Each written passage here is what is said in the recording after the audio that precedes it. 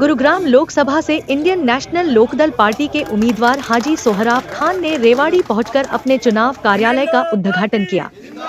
इस अवसर पर उन्होंने मीडिया से बात करते हुए भाजपा पर निशाना साधा। वही भाजपा और कांग्रेस का नाता मां बेटी जैसा बताते हुए कहा कि मेवात को सुविधाओं से दूर रखा गया, जिसके कारण आज मेवात पिछड़ गया है। उन्होंने कहा कि भाजपा प्रत्याशी हाल ही में मेवात आकर वहां की जनता पर रोब जताते हुए वोट डालने को कहा, जिससे मेवात के लोग खफा है। उन्होंने कहा कि अब जनता समझ गई है और बदलाव के मूड में है। उन्होंने कहा कि आप सभी पत्रकार साथियों का मैं यहाँ आने पर, इस कॉन्फ्रेंस को करने पर आपका अपनी तरफ से और अपने साथियों की तरफ से तहे दिल से शुक्रिया अदा करता हूँ, खैर मकदम करता हूँ। देखो, आपको पता है कि ये लोकसभा के इलेक्शन चल रहे हैं। जैसे बीजेपी से राव इंद्रजीत सिंह जी है, कांग्रेस से अपने वो फिल्मी एक्टर है, और जेजेपी से वो भी एक सिंगर है, कोई एक मायावती से है, कोई एक मैं हूँ। मैं आपके सामने एक छोटे से किसान का बेटा हूँ, मेवात से ताल्लुक रखता हूँ, और हमारा जो रेवाड़ी गुड़गांव मेवात पहले से ही ज्वाइंट है इंडियन नेशनल, और मैं इंडियन नेशनल लोकदल पार्टी का कैंडिडेट हूँ, हाजी सोहराब खान। तो हमने अब तक जो देखा है, यहाँ से सांसद 4-5 बार से सांसद बनते आ रहे हैं, उसका कार्यकाल भी देखा है, और कांग्रेस का भी हाल देखा है। मैं कहूँ, कांग्रेस तो एक बीजेपी की बी टीम है। वो तो चौधरी भूपेंद्र सिंह हुड्डा जी अपने बेटे की सीट को बचाने के लिए, सिर्फ अकेले रोहतक को बचाने के लिए ऐसे कैंडिडेटों को ला रहे हैं, किसी फिल्मी एक्टर जो, नहीं तो कैंडिडेट तो यहाँ बहुत थे, गुड़गांव से भी, रेवाड़ी से, गुड़गांव से बतेरे कैंडिडेट थे। लेकिन या तो कांग्रेस पार्टी गुड़गांव की आवाम को उनका हक नहीं देना चाहती, तो मैं तो यही समझता हूँ वो बीजेपी के लिए काम कर रहे हैं। आज मैं कहूँ, जो सबसे हमारे आवाम के लिए, जो 36 बिरादरी के लिए जो एक आवाज उठाता, वो एक हमारा नेता चौधरी अभय सिंह चौटाला जी है, और मैं उसका कैंडिडेट हूँ। देखो, आपने इंद्रजीत सिंह का जो भाषण सुना होगा, उन्होंने मेवात को धमकाया है, वोट की अपील नहीं की। उन्होंने ये कहा था, अक मैं जीता तो पड़ा हूँ, मुझे जिता तो देंगे रेवाड़ी वाले और गुड़गांव वाले। अक मैं सोच लो मेवात वालों, इस लहजे में सोच लो मेवात वालों, अगर आपको अपना हिस्सा अगर रखना है तो, उसने ये नहीं कहा कि मुझे वोट दे दो, आपने अगर अपना हिस्सा रखना है तो देख लेना, तो वोट कहाँ मांग रहा है। और फिर आप राव साहब ये गलत कहते हैं इस चीज को। मैं 14 में मैं उसके साथ था, जो कांग्रेस से जो टिकट को इलेक्शन लड़ा था, लगभग 1,40,000 वोट मेवात वालों ने दी थी जाकिर के मुकाबले पे, जब 84,000 वोटों से जाकिर हारा था, जब राव साहब को लगभग 1,40,000 वोट मेवात की दी थी। वो गलत कहता, वो अगर हम सारी 7.5 लाख वोट भी देते तो हमारी वोट का मायने नहीं रखता, वो वोट की हमारी गिनती नहीं है। कोई भी इलेक्शन नहीं है जिसमें राव इंद्रजीत को मेवात वालों ने वोट ना दी हो। हाजी साहब, बात देखो, सही मायने में तो हमारा जो भी विकास हुआ छोटा मोटा, असल मेवात में विकास है। अगर मेवात में विकास होता तो हमारे बच्चे बेरोजगार ना डोलते। ये कलंक नहीं लगता जो आज जो मेवात के ऊपर जो कलंक लगा हुआ है, कहीं तो ओलेक्स का, कहीं भाई ATM काटने का, जो ये एक धब्बा लग रहा है मेवात के ऊपर, इन्हीं की तो देन है।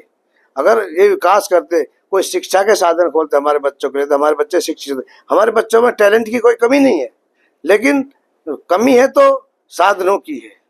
ना हमारे वहाँ शिक्षा का कोई समाधान किया, ना स्वास्थ्य का किया, ना किसानों के लिए नहरी सिंचाई के पानी का, ना पीने, कोई विकास नहीं किया हमारे वहाँ। तो हमारे वहाँ तो सिर्फ इन्होंने जानबूझकर हमारे बच्चों को अनपढ़ रखा, जिससे अगर पढ़ लग जाते, अगर कोई शिक्षा के साधन होते तो सवाल करते, जवाब इनके पास कुछ है ही नहीं। तो मैं तो ये कहता हूँ सिर्फ अगर विकास किया तो चौटाला सरकार में हमारी मेवात का विकास हुआ है, क्योंकि सबसे पहले हमारे मेवात में पानी की कमी थी। जो रेनीवाल जो योजना थी सबसे पहले चौटाला साहब लाए थे उसको।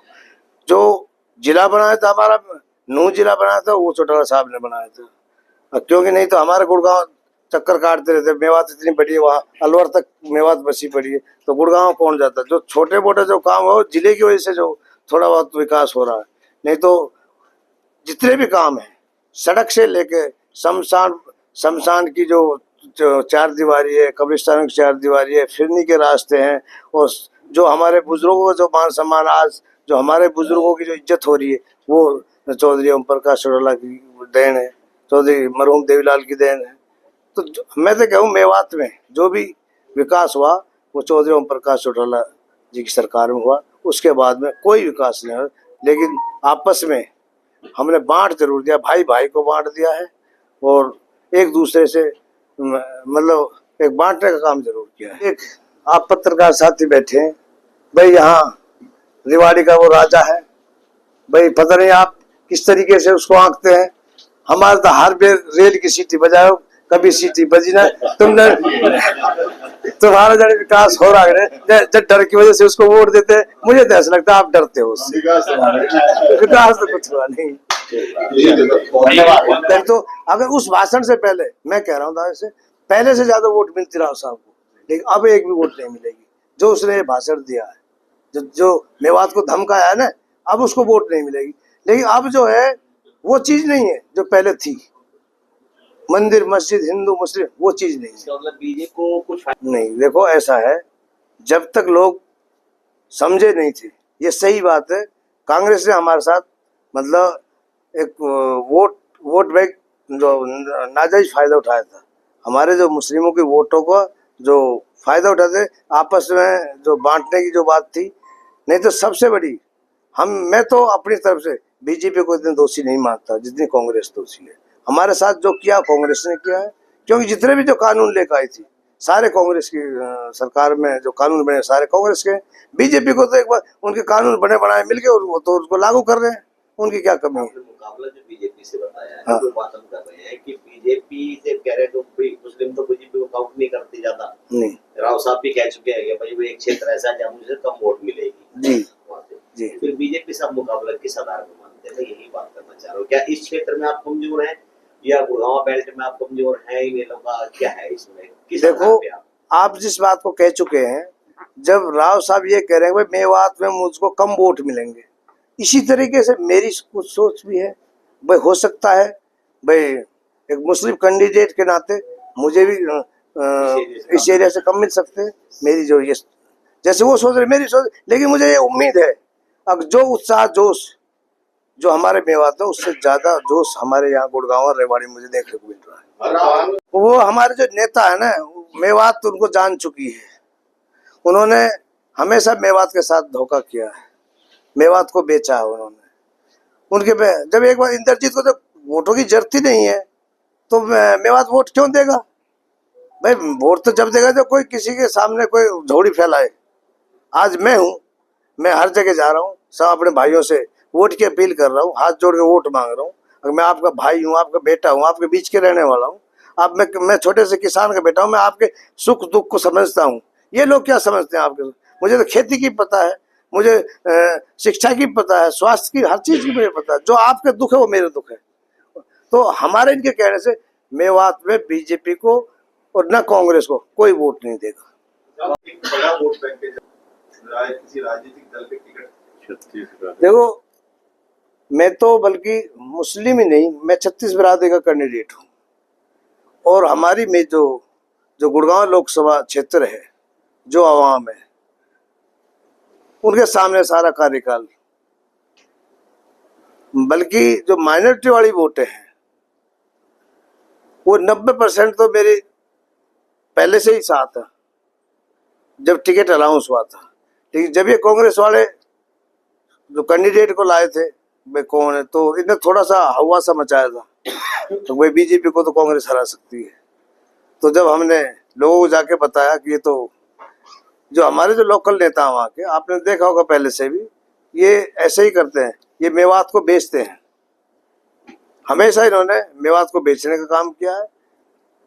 और ये तो फिल्मी इंडस्ट्री में तो पैसा ही पैसा है, इसलिए एक ऐसे कैंडिडेट को लेकर आए जो इनका पेट भर सके। वही काम इन्होंने अब किया। वो पब्लिक के सामने उनकी जो वीडियोस थी, जो फोटो फुटेज थी, वो उनके सामने आ गई। उनकी जो पैसे पे लड़ाई जो झगड़ा हो रहे मेवात में, उनका तो जो काला चिट्ठा था खुल गया।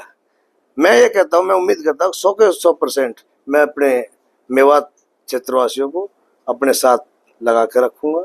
आज 90% मेरे साथ है और मुझे उम्मीद है उससे भी ज़्यादा गुड़गांव जो क्षेत्र की जो आवाम है और रेवाड़ी जो डिस्ट्रिक्ट की आवाम है वो भी कम नहीं रहेगी, क्योंकि वो चीज़ तो अब रही नहीं जो इस सरकार ने जो हमको बांट के रखा आपस में, वो चीज़ अब नहीं है। मंदिर का, मस्जिद का, हिंदू मुस्लिम, वो चीज़ आवाम के पास अब नहीं। अब हर कोई समझदार हो गया, सबको पता है अब कौन हमारा हितैषी, कौन काम करने वाला, कौन हमारे बच्चे के भविष्य के बारे में सोचने वाला।